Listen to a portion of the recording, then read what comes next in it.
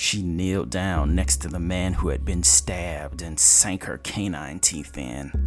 As scared as she may have been, she needed to feed, and there was only so much modesty one could muster when you were as hungry as she. The traveler was careful, practicing the art of extracting blood, and even though the blood was everywhere, she managed not to get a drop on herself. She started to back away, keeping her eye on the awesome monster that sat calmly in front of her, not bothering to turn around. The traveler noticed the single fleshy eye in the back of her head watching her. "Are you going to tell the others I'm here?" asked the traveler to the small woman, who as of now was just smoothing out the rough stubble on her head more than cutting it. "No, I will not volunteer that information unless directly asked. Should I be worried about you? Do you intend to cause trouble? And before you speak, you should know, I detest lies. The sound of them rings in my head like a sour note. But I do not consider omission a lie," she said casually while slowly closing her third eye and turning around. "You have nothing to fear from me. I'm merely passing through," said the traveler. "And if I may ask, where is your destination?"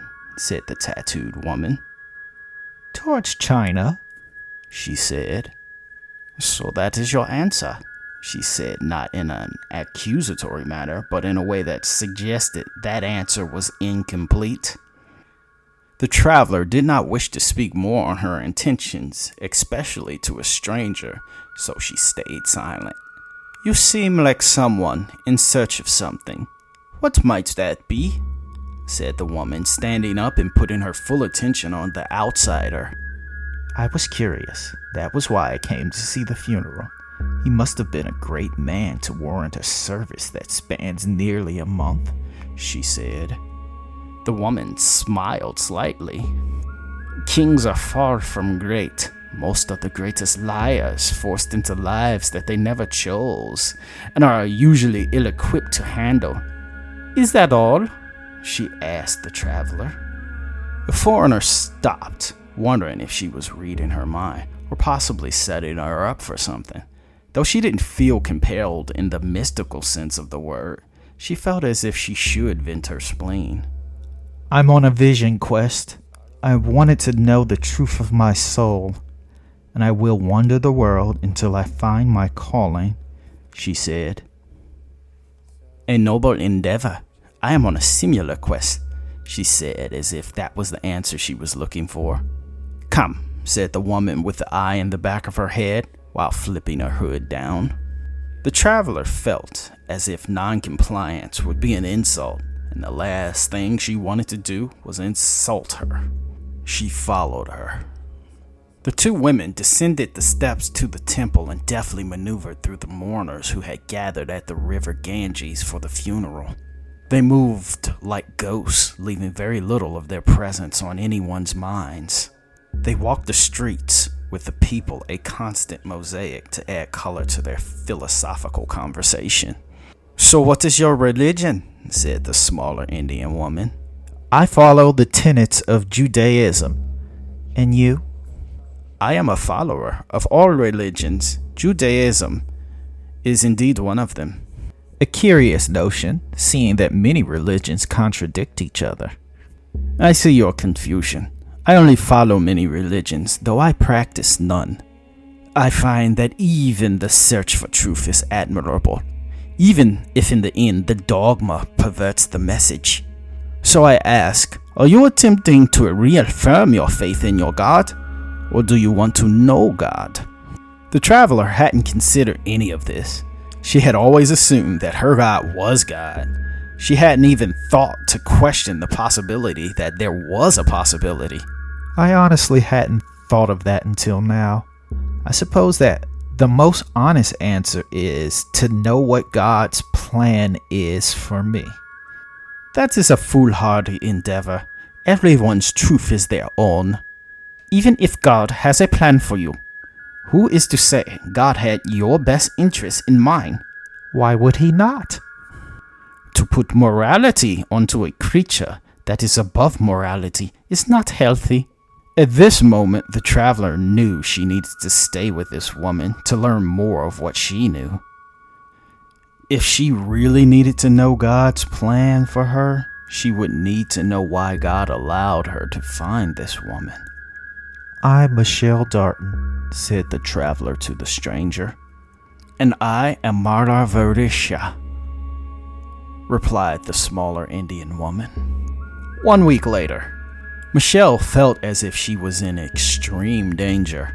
Every night she went to sleep, there was a part of her that believed she would not wake up, that Mara would have killed her, even though Mara showed no signs or interest in taking her life.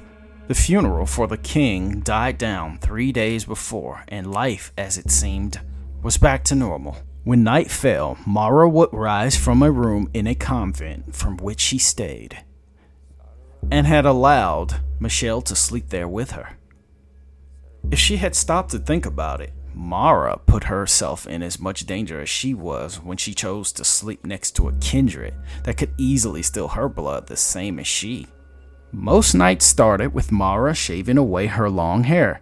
Then they got into long metaphysical conversations about the nature of God and that of truth itself. Midway through the night, Mara sometimes served as a seer to people that needed questions about things of spiritual nature answered. Her price was blood in a wooden bowl from which she drank, claiming it gave her the power of sight. And by Michelle's estimation, it was the truth. By being what she was, it also served a dual purpose. Mara drank often, but seemed as if she was rarely sated by her offerings. Mara and Michelle entered the home of a woman with 5 children. Both women wore the robes of priestesses and acted in the interests of that order. Michelle usually took a back seat when Mara did her consultations. She was, after all, an observer, so she didn't want to get in the way too much. The woman was in her late 30s, but old for her age, as most women were that bore the honor of so many children. The home was clean, but poor. There were no chairs, and everything was placed low, as if intended for people that sat on the floor.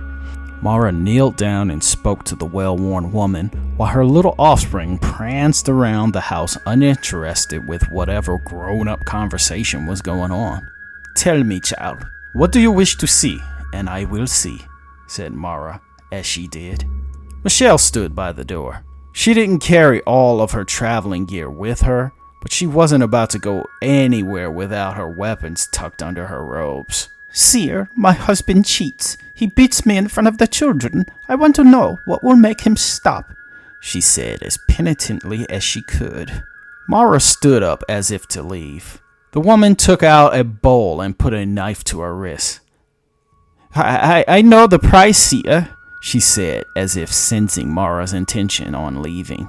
The woman moved to push the blade into her skin, but Mara moved quickly and grabbed the woman's wrist with speeds almost too fast to be human. "No, I will not take your tribute. I do not feel as if your task is worthy of me when the answer you seek is already there," said Mara, slowly letting go of the woman's wrist when she was certain she understood. Slashing her wrist would not get her what she wanted. "What should I do? How can I make him stop?" said the woman desperately. "I do not believe there is a truth to uncover. He does not hide what he is, so therefore there is nothing for you to know. There are 3 ways to solve your problem. You leave him. Of course it will be hard. You may surely be killed, even by your own family, for such an insult. Or you could kill him. You find a way to make it look like an accident. No one will fault you if he dies. But you may become an unwed pariah, the same as the first option. Lastly, and this is not as sure an answer as the first 2, you find a third party and scare him into doing right. I say this is not a sure way, because fear is not always a lasting motivator. It sometimes fades or is forgotten," said Mara. "Can you help me with the seer?" said the desperate woman. Mara looked down as if contemplating if she should even be bothered. "I can, but my price is an offering a month." The woman shook her head in compliance. Mara cocked her head to Michelle as a gesture they should leave.